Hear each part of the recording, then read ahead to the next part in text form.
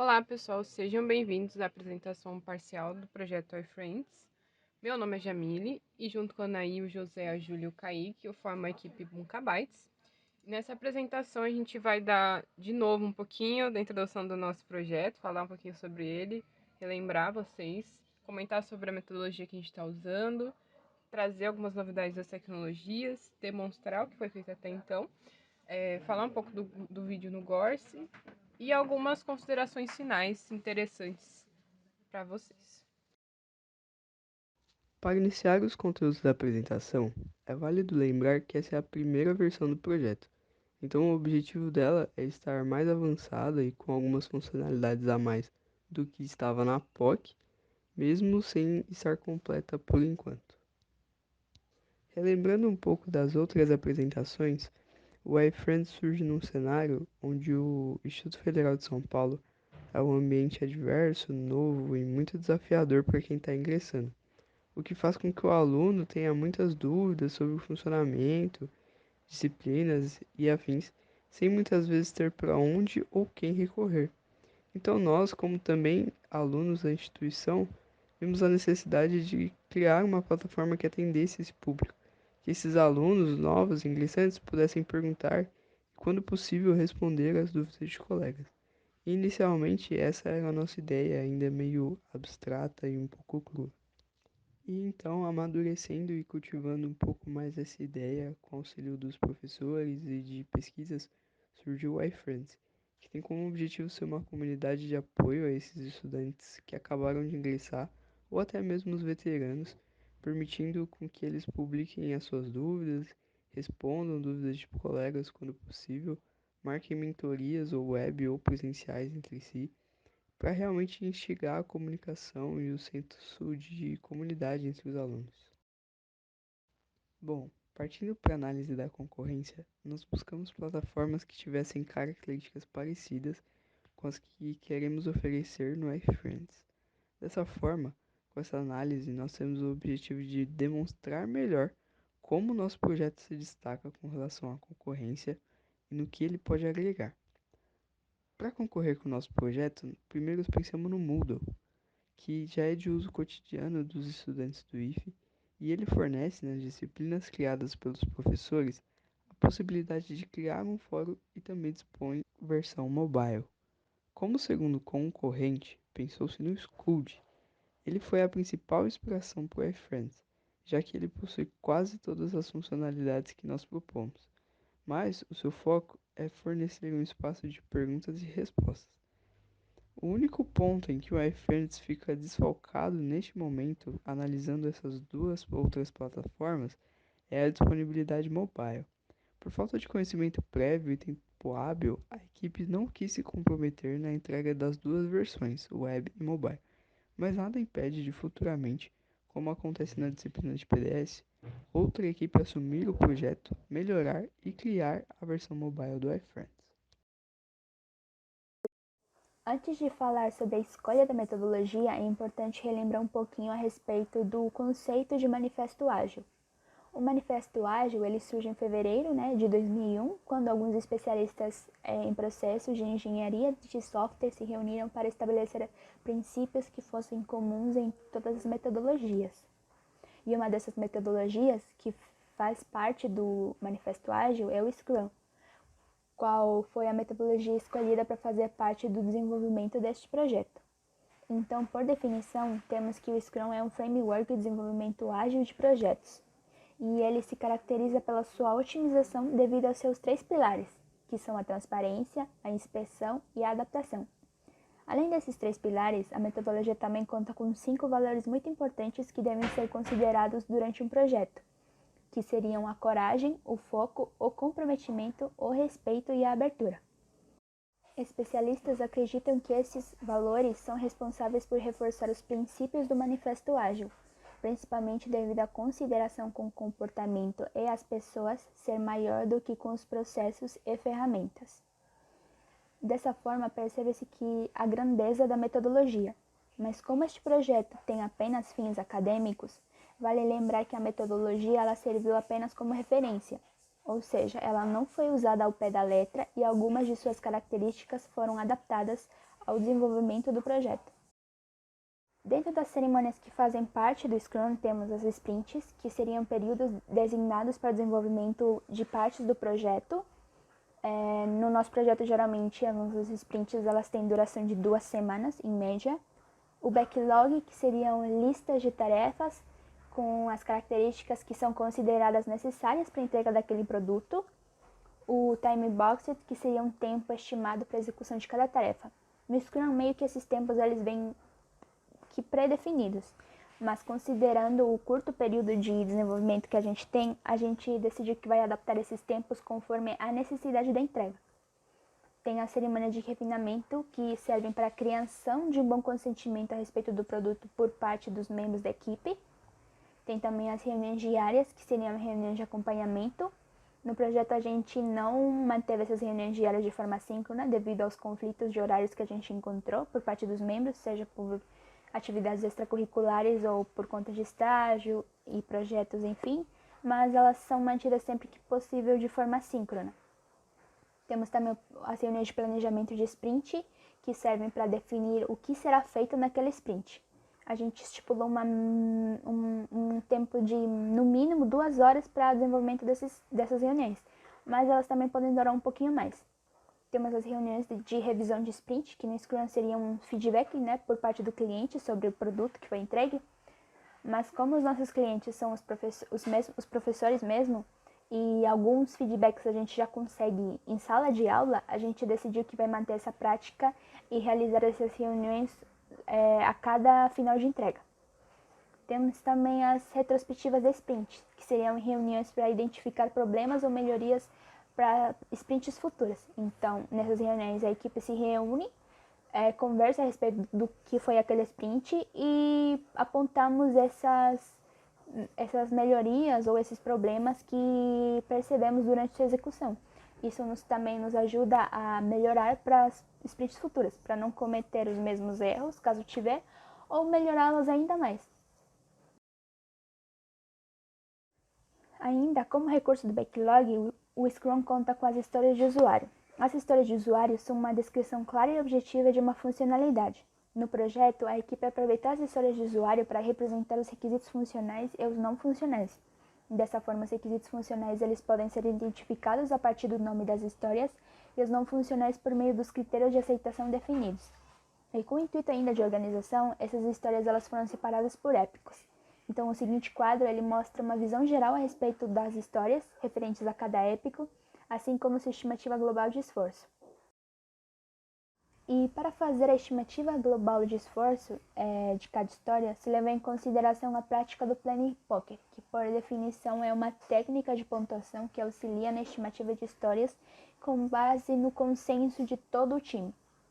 Então, o seguinte quadro ele mostra as pontuações usadas pela equipe. Dessa forma, para a medição da estimativa, foram considerados 3 tipos de pontuação e 3 tipos de tamanho.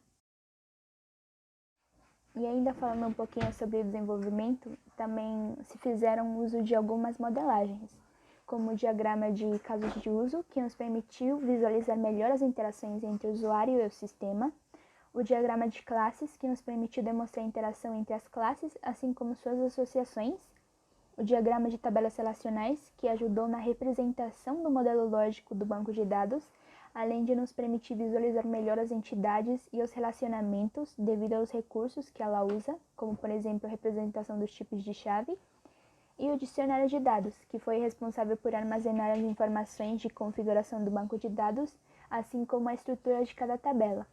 E este pode se tornar futuramente uma consulta, caso seja necessário. E agora, retomando um pouco das tecnologias que nós estamos utilizando, essa apresentação conta com algumas novidades legais no front-end. Nessas últimas semanas de desenvolvimento, nós usamos bastante do anti-design no React, o que ajudou a melhorar as interações desde a POC. Mas uma das grandes novidades foi a inclusão do React Router DOM na versão 6, que conta com recursos bastante interessantes para o roteamento dinâmico da aplicação. Isso significa que o controle de rotas é feito 100% no front-end. Por isso, o React Router nos ajudou muito na parte de definição de rotas privadas, quando implementamos a autenticação de usuários com o token JWT vindo da API.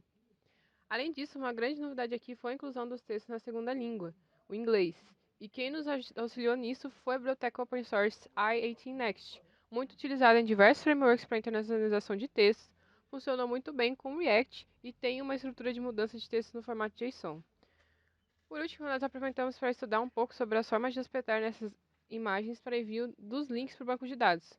Logo, nós descobrimos a API do IMBB, que disponibiliza um serviço gratuito de hospedagem de imagens a partir do uso de uma chave de acesso. Mas vocês poderão ver essas mudanças logo à frente na demonstração do sistema. Bem, para a parte da documentação da nossa API, estamos utilizando o framework Swagger, exatamente a versão 3 dele, que possui recursos mais atuais e fáceis de implementar no código. Essa tecnologia oferece compreensão do serviço da API através de uma interface interativa e navegável chamada de Swag UI. Isso facilita o dev que deseja utilizar os serviços a entender suas informações, como endpoints, parâmetros e o corpo das requisições, sem precisar de ir atrás de outros meios mais complicados, como uma documentação própria da empresa proprietária da API. Para funcionar a nossa aplicação, implementamos a dependência do Swagger no .xml, que é o arquivo no qual Maven gerencia o projeto, e em uma classe de configuração do Spring Boot, fizemos os métodos para gerar interface com a descrição do iFriends. Então, se vocês acessarem a URL da nossa API e colocarem /swag-ui.html no final, será aberta essa tal interface. Entretanto, vocês não vão conseguir realizar algumas requisições, pois elas precisam de autenticação. E a versão 3 do Swagger fornece essa funcionalidade de maneira bem fácil para a gente. Existem várias maneiras de verificar a autenticação, mas por facilidade e mais segurança, está sendo utilizado o Better Token com JWT como padrão de criptografia. E é só através dele que é possível saber o usuário que está fazendo a aquisição, para assim a gente poder carimbar essa informação em uma pergunta, por exemplo, ou saber se a pergunta realmente pertence àquele usuário. Agora falando sobre os testes unitários, existem duas ferramentas nas quais estamos utilizando bastante, que é o JUnit 5 e o Jacoco. O JUnit 5 ele é um framework Java que entrega facilidade na construção de testes automatizados. A versão 5 dele é mais atual e oferece muitos recursos de verificação do resultado real com o resultado testado. Isso através do método chamado assert que o framework disponibiliza para a gente. O Jacoco está servindo para cobertura de testes. Ele tem uma compatibilidade com o JUnit e o Eclipse, então bastou apenas colocar as dependências e executar os testes pelo comando do Maven. Ao fazer isso, o Jacoco ele gera um relatório de tudo que foi testado e o que falta testar na API. A gente colocou um print do relatório do Jacoco no slide, um relatório que ele gerou sobre a classe de serviço de resposta da nossa aplicação.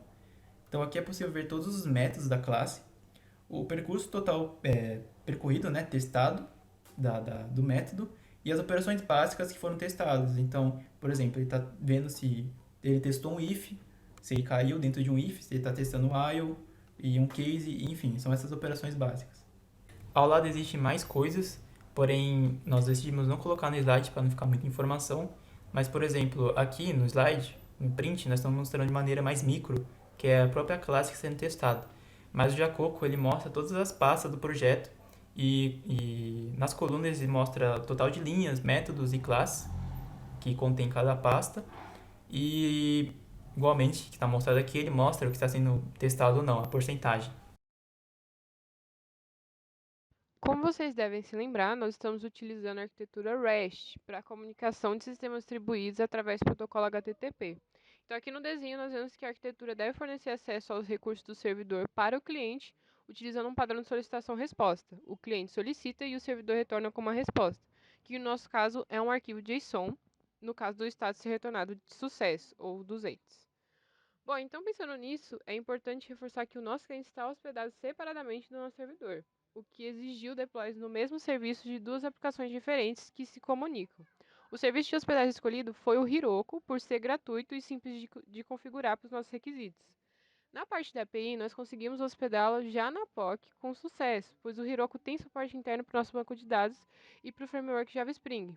Porém, no React, nós tivemos um problema de última hora, no qual a aplicação subia no servidor, mas não aguentava as requisições e logo caía.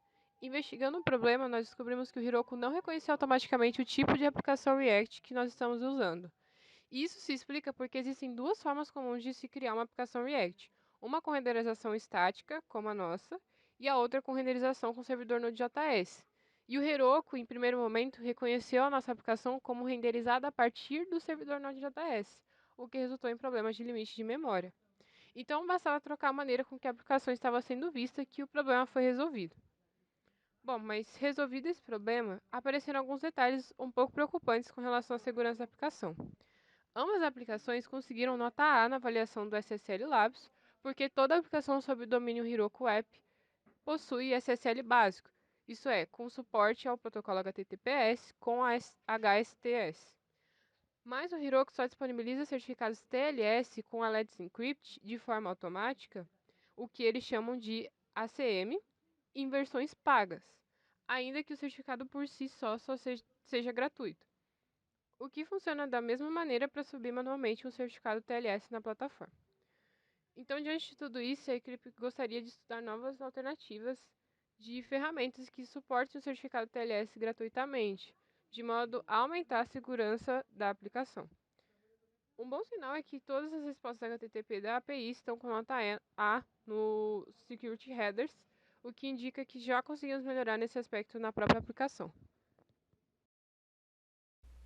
Passando bem rápido aqui para falar sobre as ferramentas, todas elas estão sendo utilizadas, o Discord com as reuniões assíncronas, Figma com a nova prototipagem do sistema, a 12IDE que estamos utilizando, que é uma Profound, uma Pullback, Overleaf que está desde cedo com a gente, ajudando na edição de LaTeX com a documentação do projeto, e o Notion com o gerenciamento da equipe, sempre está atualizando o estado das tarefas, atribuindo tarefas a cada membro da equipe e para assim poder saber mais ou menos o que cada um está fazendo.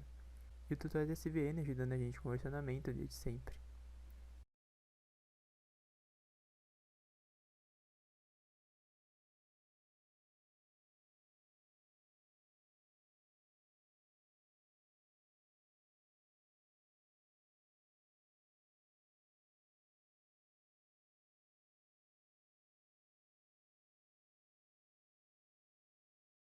E antes de encerrar nossa apresentação, nós queremos comentar um pouquinho sobre alguns impedimentos que a gente teve nesse tempo de desenvolvimento desde a POC e como nós lidamos com eles.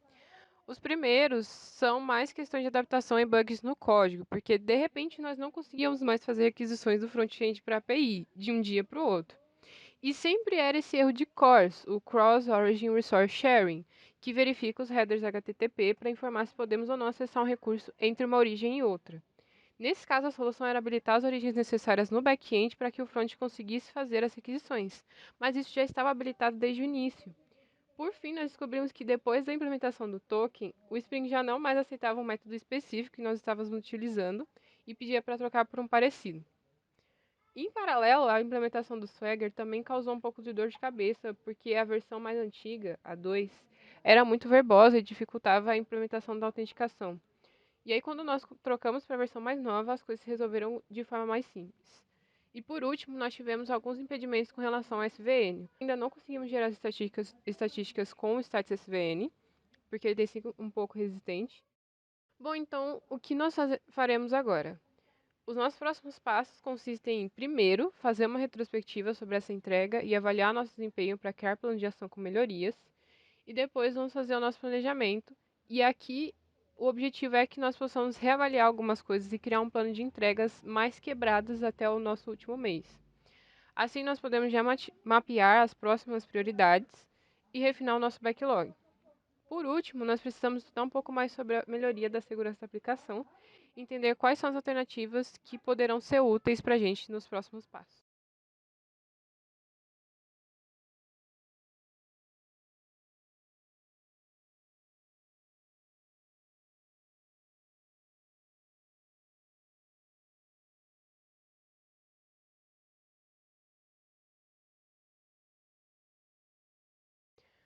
Por hoje é isso, pessoal. Obrigado por terem assistido até aqui e qualquer dúvida, entre em contato com a gente.